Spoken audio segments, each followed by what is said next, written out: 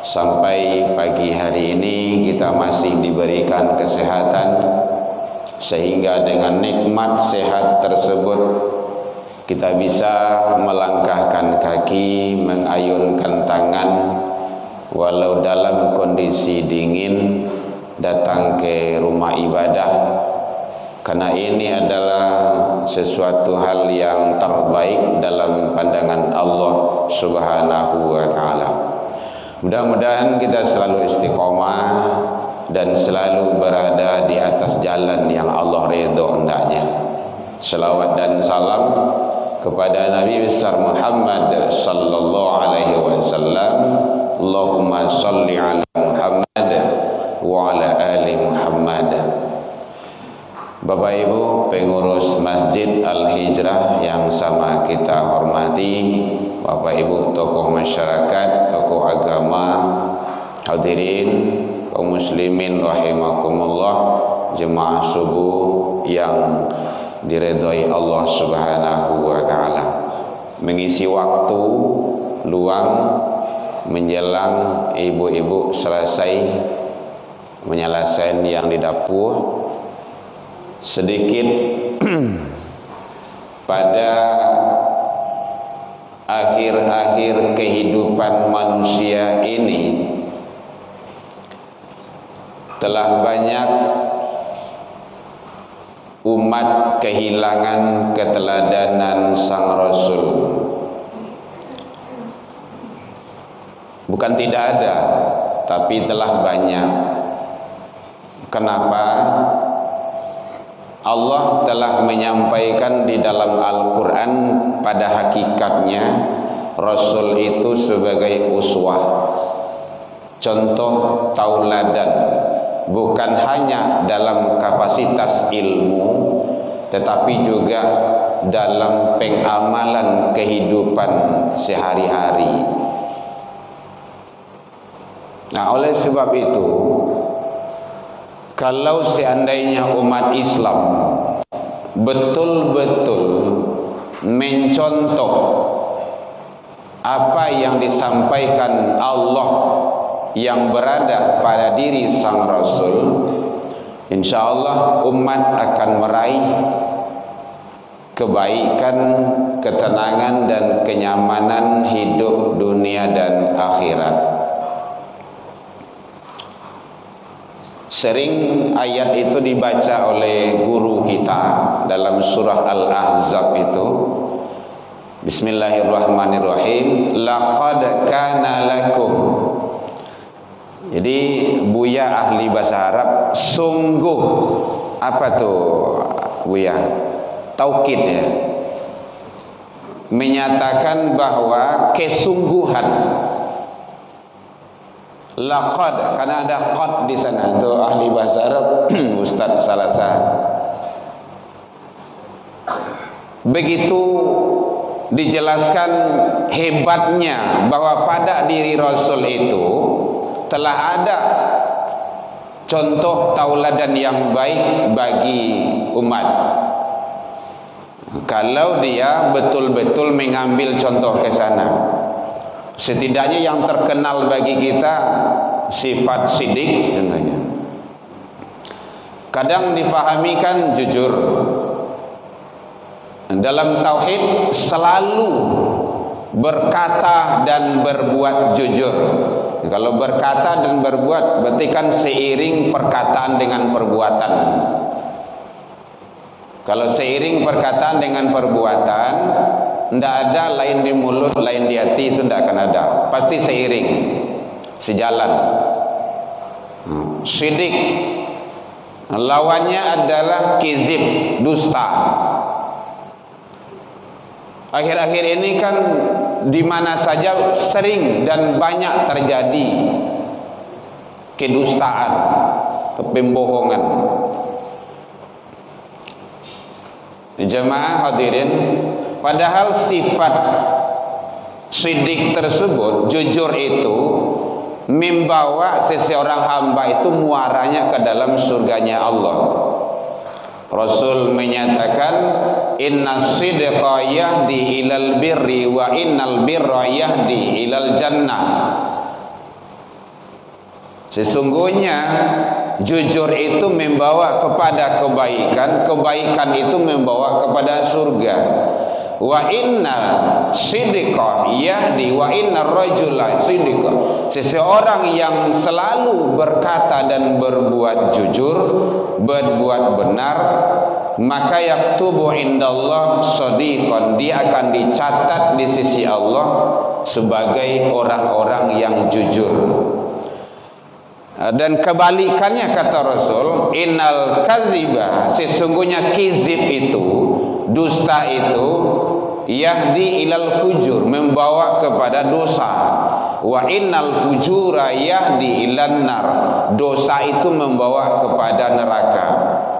Wa innal kadziba yahdi, sesungguhnya seseorang itu selalu berbuat dan berkata dusta, maka yaktubu indallah kadzdzaba, dia akan dicatat di sisi Allah sebagai orang-orang yang pembohong. Artinya apa? Bahwa ternyata sifat jujur atau sidik tersebut kalau diaplikasikan dalam hidup dan kehidupan, maka muaranya itu adalah kebaikan, yaitu surga dari Allah. Ada riwayat yang menjelaskan seseorang di zaman Rasul, ya Muhammad, ya saya ingin masuk Islam. Silakan. Tapi saya ndak mau, ndak bisa mengindahkan hobi gitu. Apa tuh? Membunuh. Silakan. Saya suka merampok hak orang lain. Silakan. Zaman dulu kan biasa aja itu. Zina, lanjut, silakan. Terus, ya itu aja, iya. Oh, boleh, saya minta cuma satu, kata Rasul. Apa itu? Kau harus jujur, sedih. Oh, baik ya Rasul, itu mudah itu. Apa-apa. Lah selesai, Bu. Selesai banti oleh ngalam-ngalam mana gitu kan. Iya. Ilmu kunya ada itu. Udah ya Bu, ya kita berhenti lagi ya. Boleh. Nah, kita lanjutkan yang sekitar juga. Baik, kalau seperti itu jujur, oke, tidak apa-apa. Syahadat. Setelah syahadat berangkat, gitu. Pergi. Orang-orang Arab itu kan kasar-kasar, bagak-bagak, keras-keras sikapnya, karakternya. Setelah berangkat, dia mau merampok, mau membunuh orang. Ingat dia janji dengan Rasul. Nanti saya ditanya di hadapan sahabat yang lain, kan saya harus jujur. Malu dong. Gara-gara jujur tidak jadi dia itu membunuh. Jalan lagi. Mau dia maksiat lainnya, ingat lagi, saya ditanya sama Rasul nanti di hadapan teman yang lain, saya harus jawab jujur. Tidak jadi itu. Begitu banyak maksiat yang akan dilaksanakannya, karena ingat jujur tersebut, nggak jadi dia terhina. Oleh sebab itu ternyata sifat dan sikap perilaku jujur tersebut, sidik, kalau betul-betul dilaksanakan, biar di kantor, di matampe karajo, asajo profesi, di masa Jawa idui, kalau dilaksanakan insya Allah aman negari ko, ndak kairu piku amariko kini ko. Dari seluruh elemen, mulai dari bawah rakyat jelata sampai ke atas pimpinan, kalau jujur, insya Allah, Allah itu tidak sia-sia. Makanya sifat kesifatan itu kan dalam kajian sifat 20 itu, kesifatan yang ada pada Rasul itu sebagai uswah. Sidik, amanah, yang mudah-mudah saja dapat dipercaya. Bapak Ibu, entar lagi tahun politik akan datang. Kepada umat Islam terutama, agak cari-cari suara. Hati-hati, jangan terkecoh di nantarang. Karena umat itu harus jelas. Kalau amanah itu disia-siakan, itu kan sudah berat itu. Amanah, walaupun kecil, amanah itu. Idza dhatil amanah fantasiru sa'ah. Kalau amanah telah disia-siakan, tunggu saja, saat kehancurannya pasti datang. Termasuk amanah pengurus masjid. Bukan diamanahkan bidang dakwah. Saya berusaha semaksimal mungkin. Kalau tidak bisa, saya tanyakan sama ketua. Tidak taluk dan bawa kayak gini kan menjadi pengganti tarawih gitu kan. Tidak apa-apa. Malam tadi Pak Haji jadi pengganti lo gitu kan. Iya boleh. Tentu sepandai-pandai manjancang anda san tarawih taniayo gitu kan. Tidak apa-apa. Tapi kan kita saling berbagi saja. Yang penting amanah. Jadi kalau memang ada amanah bagi kita, kita laksanakan sebaik-baiknya. Kalau tidak, lapian saja elok. Masalah. Kenapa? Tanggung jawab Allah akan minta nanti di akhirat. Kita punya masing-masing handphone, amanah titipan Allah. Apa saja isinya. Maka saya berusaha semaksimal mungkin dakwah isinya. Penting. Ada Facebook, pakai untuk dakwah. Twitter ada, pakai untuk dakwah. Ada YouTube, pakai untuk dakwah. Kalimatullah. Ada apa lagi itu? Ada TikTok, pakai untuk dakwah.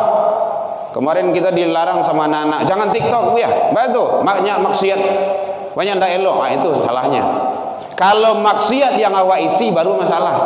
Tapi kalau kebaikan, ceramah, ilmu bermanfaat, sepanjang satelit itu ada, nanti akan mengalir insyaallah kebaikan. Itu yang dimaksud dengan al-ilmu yantafa'u bih, ilmu yang bermanfaat. Jadi ilmu manfaat itu bukan hanya untuk diri. Santi yang banah awak kalau ndak ada terlaksana dalam kehidupan sehari-hari, susah juga.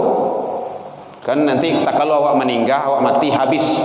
Kata itu kan di situ terputus. Ya Ustaz ya, terputus. Rajin banah awak salat duha sakat duit, lah meninggal tak bisa salat duha.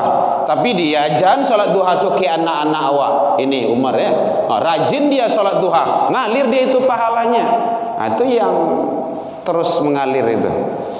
Jadi mudah-mudahan kita selalu istiqomah di atas kebaikan. Bapak Ibu, mari dah, karena ibu-ibu sudah selesai, kita selesaikan saja. Demikian saja. Mohon maaf salah dan janggal, tasinggung dek kana ya talantuang dek turun yang indah pada tampe. Wabillahi taufik wal hidayah. Wassalamualaikum warahmatullahi wabarakatuh.